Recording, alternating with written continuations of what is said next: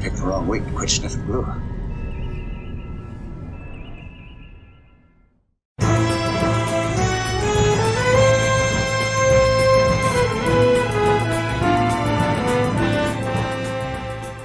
Hello and welcome. It's a new project. And guess what? It's new project day and it's the gateway to the weekend. Yes, it's Thursday. We're starting a new project on a Thursday.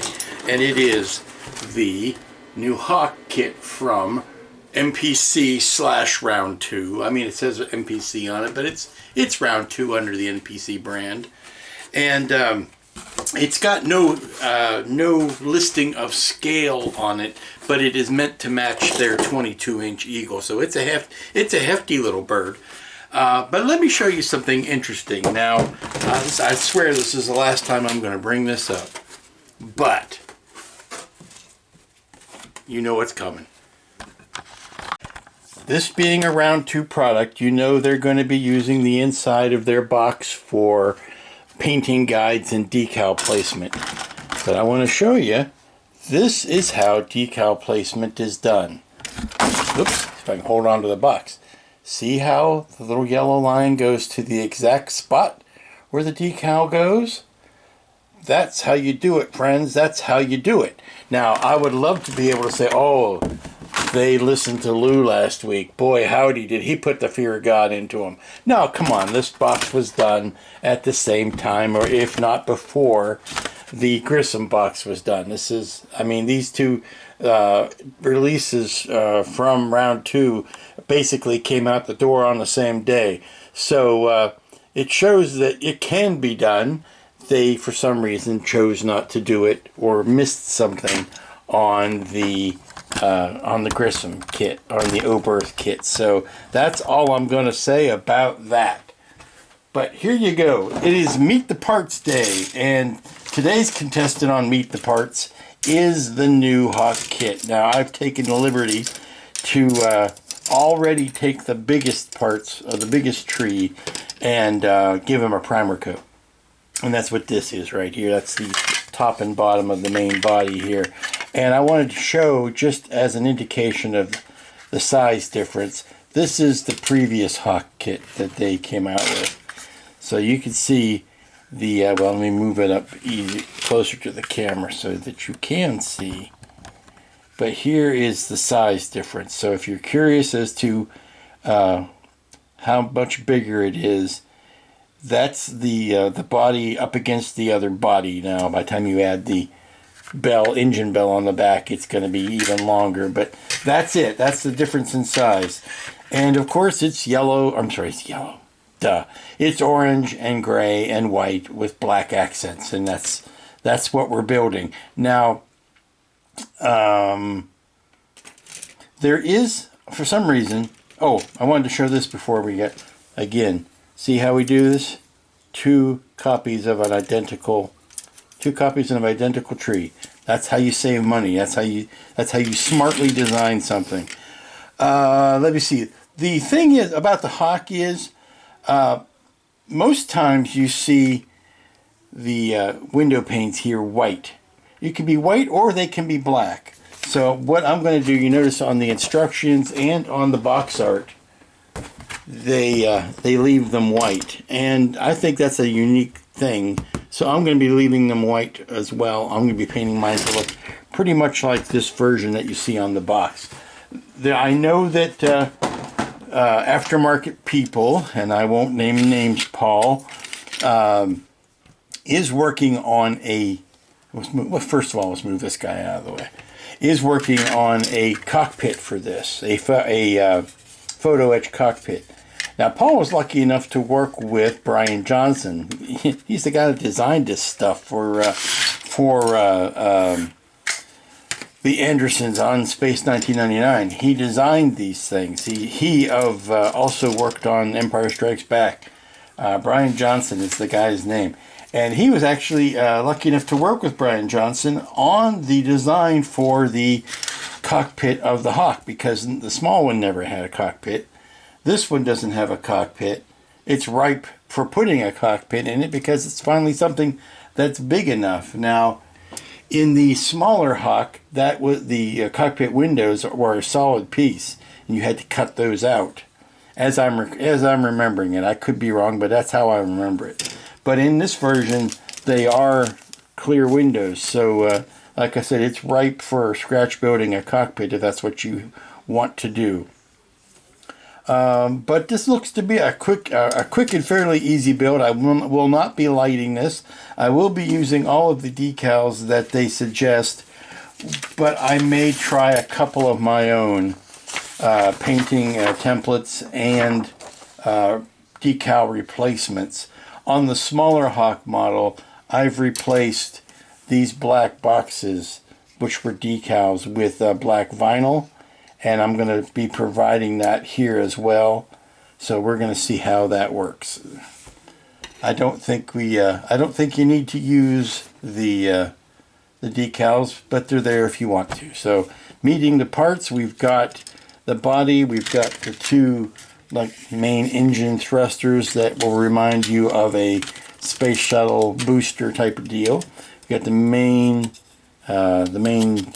engine thruster in the back. We've got some stubby arms. We still have no idea about how this thing ever landed, or how it ever sat on the ground, or even how you even got into the bloody thing. I know Paul had created a hatch here, so that this panel was a hatch that you used to get in, but it's one of those things, you know, it was on screen, looked cool as heck when it was on screen, but no one put any logical thought at that time into how you got in and how you got out of it. So we're going to continue. I'm going to take some of the rest of these trees, and I'm going to put some primer on them, get them ready to assemble. You'll notice, since this is a 1999 kit, and they were a big fan of using the lunar module models as their greeblies, we've got 1, 2, 3, 4 lunar modules right there. We've got another one right here, lunar module front.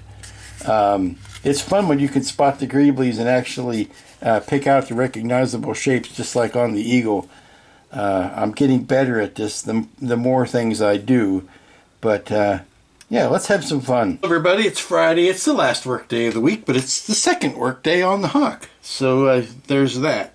Going through the instructions, paying special attention to follow the steps as you're supposed to. I'm trying not to get too far ahead. I did notice a couple of things just to be aware of if you're building this kit. Working on step 1, putting these pieces in, and I noticed that the pins, or the pinhole, either the pins are too big or the pinholes are too small for the parts that are supposed to go in them. So it's easier to drill the holes out bigger than it is to make the shave the pins down smaller. So I am just doing a little twiddle here with the X-Acto to see if I can get these to fit better. And let's see, this one is this one here. And I don't know exactly, I've never had this kind of a problem before with a round 2 kit where the pins were actually too big. But yeah, you can make it work. You just have to cut the holes open a little bit bigger than what they've got. And this is something else, but whether it's my eyes or the particular pressing or what, but I've noticed on this kit more so than others that the numbers on the trees are a little bit tough to make out. They're blurry, and it's in such a way that it's probably not my eyes, but it's almost like they were smashed down before they were, completely dry or completely set up. The numbers are very fat, so it's like it might be tough to tell an 8 from a 0 or a 3 from an 8. That kind of stuff. You have to double check to make sure that the part you are wanting is the part you are getting off of the sprue, and obviously you go by the shape of the part, but it's just something that I've noticed. It was a little bit disconcerting. I was trying to find 41s and 47s and things like that, and it's a little bit more difficult than perhaps needed to be. But I did things like last night I put these obvious things, I put the halves together so that they could be setting up all night. And I'm going to be taking a little bit more caution than I have been recently in making sure that I have sanded some seams down. I noticed particularly on the Grissom, or on the Oberth class that I did last week, that maybe I was rushing a little too much, and honestly it was because I was trying to get the template sets done and get them ready to go out, which they have. And I'm doing the same on the Hawk, but there's not nearly as much to mask on the Hawk as there was on the Grissom, so maybe that is accounting for my more leisurely pace on this. But I noticed that I was having to refile or re-sand some seams that if I had taken better care when I was starting, I wouldn't have had to go back over. You know what they say, never time to do it right, but always time to do it over. That's how it was going. If I had just done it right, I wouldn't have had to have done it over. So hopefully that lesson is not been lost on me, and I can spend more time getting these parts ready. Now I think what I'm going to be able to achieve today is simply more of the same as far as doing rights and left halves of things without putting the major sub-assemblies together. I noticed in the instructions number 3 where it talks about putting the clear inserts onto the interior of the nose piece here. They want you to go ahead and put the inserts on here now.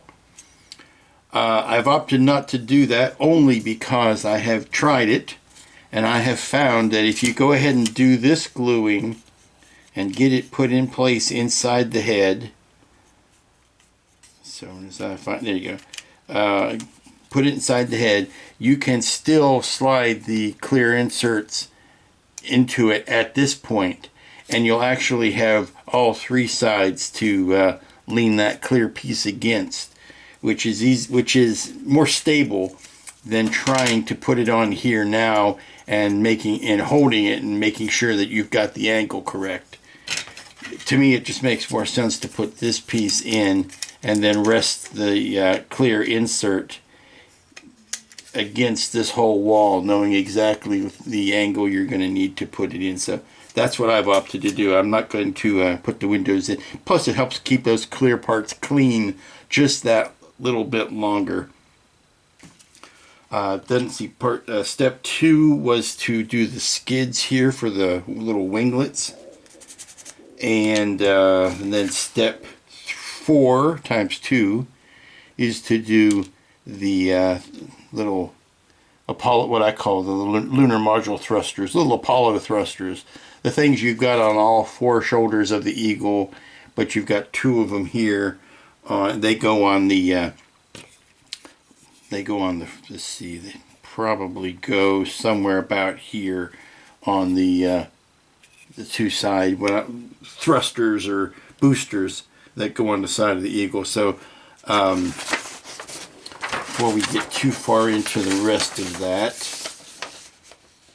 yeah, now we can do things like doing these side arms, do these sub-assemblies by themselves, and then you know, things like putting the thrusters or the big engine bell and the fuel pack there, getting all those put together before we do the top and bottom, because this is going to be the big chunk assembly, and I want to make sure I've got everything done before we're ready to put those 2 pieces together. Okay, so I'm starting to think about how I would like to wrap up today and then subsequently this week. I've got a lot of my 2-part pieces together. I'm looking at things that I could certainly put more together, but it's going to be easier to paint if I leave them be. Like I could certainly put these two parts together, but I think these are going to be easier to paint separately. So we're going to leave those be for right now. There's no puttying seams to worry about. Once it goes together, it goes together. So that's good. I've got these together, but I've got putty on them, and that's drying. I got these sanded, and they probably could use another primer coat so I can see whether that joint needs to be puttied. But that's another case of I certainly could join them to these little wings, but they're going to be easier to paint separately. Plus, that joint is nice and clean. When I do choose to stick them together, I won't have to worry about puttying that joint then. So those are going to be more effective to be left apart. And the same with the little landing skids that go on here. These are going to be more effective if I leave those off. The last thing I really wanted to do before we close up was to get the top and bottom of the body put together, and then I can put this back panel on, and that'll close up this main section. To do that, though, I need to go ahead and get the windows glued in. See what I was saying about being able to slide these in even after this panel is in. So what I'd like to do is lay these in place, get some epoxy, some 5-minute epoxy whipped up so that I can epoxy this joint here and make it nice and solid, and it'll also fill in any gaps that there might be. And then I want to use that same clear epoxy to attach the clear windows to. Now that may be overkill, but the thing about the clear epoxy is it's also very cleanly it's cleanly cleaned. I hate to double up on the wordage that way, but when it comes time to clean that epoxy off, you could slice it and pull it away very cleanly. So if it gets on the clear windows by mistake, it'll come off very easily, where the MEK will make a smudge, and we all know what happens if you use CA. That'll haze the whole thing. The fact that there's not going to be any interior in this cabin still doesn't mean I don't want the windows to be nice and clean. Even if there won't be anything to look at through the windows, I'd rather there be clear windows there. So who knows, I might end up painting them black, but I'll probably not use the black decals. If I did, I would paint them. But let's go ahead and get some 5-minute epoxy whipped up, and I'll go ahead and put these window inserts in. Alrighty, I've got the windows in, and the epoxy has cured, and I'm left with an issue. They are really too big. The windows are too big to not do something behind there. Had they provided either a printed cardboard cutout to go back here, or decals for the windows like they did on the smaller Eagles, we would be in better shape. The problem is there was never a cockpit created for this, so they can't whip something up out of thin air.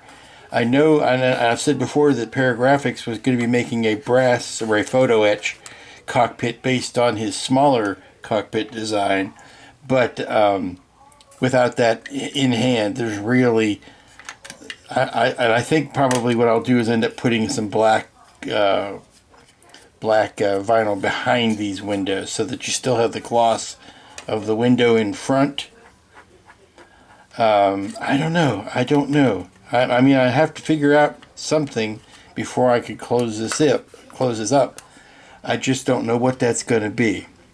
Simplest thing would be to paint the inside of the kit black, and then you can still have some sort of dimension in there. I don't know.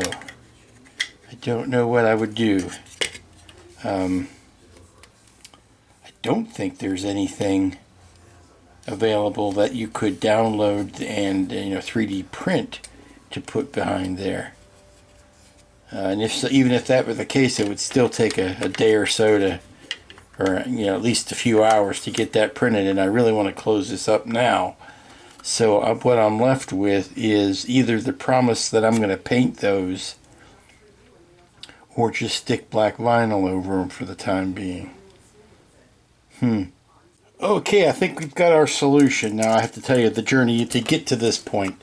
What this is basically a piece of real thin sheet styrene with some black vinyl stuck to the front of it. Just to make sure that I had done my due diligence and had thought of everything, I tried using some window tinting film. Just a little scrap of that on the inside of the plastic here to see how that was going to look. And A, it wasn't dark enough, and B, it pointed out the glaring problem that I was going to have if I tried to stick anything to the inside of that plastic, and that would be that you had to be extra special careful not to trap any dust or air bubbles or anything under your film, whatever the film may be. And I thought, oh, I was going to have the same problem if I used black vinyl, because black vinyl, the adhesive on it just attracts dust like you wouldn't believe. And if you flip that around and stick it to the inside of the plastic, then it's just going to show up all of that. Plus you'll see the adhesive through the front window, so that was no good. So I figured, okay, the next best thing to do would be to put an insert card in here and attach the vinyl to the front of the insert card. That way you don't have that adhesive showing issue. And you also don't have to worry about making it fit the exact dimensions of the window. You can, like I say, put a card in there and stick it in. Now I had to make sure that the bottom would fit, and it does. So plus if I was of a mind to, I could stick a bulb underneath there and it would light up the black. It would give you the look of a lit window, but again, with no interior in there, there's nothing really to see. But it does give you a bit of dimension, and you still get the glossiness of the windows. Now I will need to mask the front of those windows so that I can paint the frames, but that'll happen next week when the painting happens. So now that I'm good with this, I think I want to touch this a couple more spots with glue just to make sure that it never goes anywhere, and then I'll be ready to join these two halves together, and that will be where we finish off this week's work. Alrighty, I think this is where we're going to leave it for today, as its smaller, more complete brother looks on. Move this closer, maybe you'll get it in camera.